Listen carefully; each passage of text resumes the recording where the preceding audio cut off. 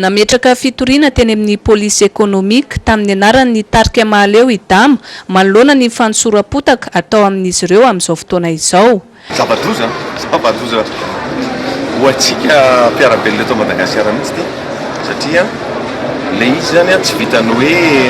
alefa amin'ny internet fotsiny fa mbola nasiana dika teny frantsay zany hoe vohomana tsara zany misy tetika matipaika mihitsy ivozana azy mba iroborobo malaky ery amin'ny Madagasikara le afatra ratsy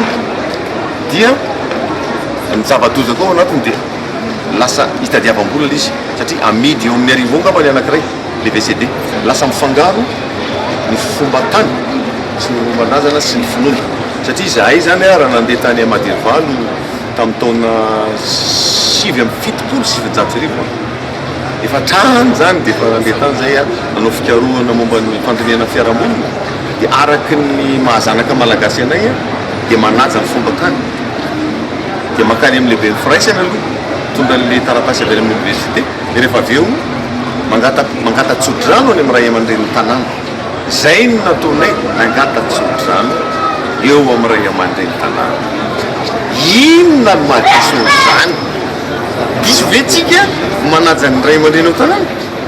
nefa ao anatin'ny orakitsara io dia diso zany satria resaka devoly izy raha ohatra ka tena pastera marina no nanao an'le fanadiadiana raha tena pastera izy dia nampiantso ahy izy na nampilaza azy hoe dama misy zavatra mombanao ty ahoana ny hevitrao ary ny tena goavana dia ity le zala masa misy loky ho zanako zay zany tena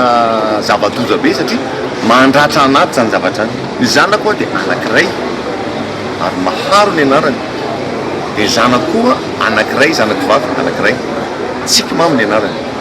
Efa samy voatazona eny an-tanimora avokoa na ilay tovolahy ntonona ho zanak'dama na ireo lehilahy roa milaza fa pastera niara-namolavola sy nanaparitaka io horonan-tsary io. Aorian'ny fampitorana atao eto amin'ny fampanoavana eto Anosy no ahalalana ny fotoam-pitsarana ahafantaran'ny rehetra ny marina mahakasika ity raharaha ity.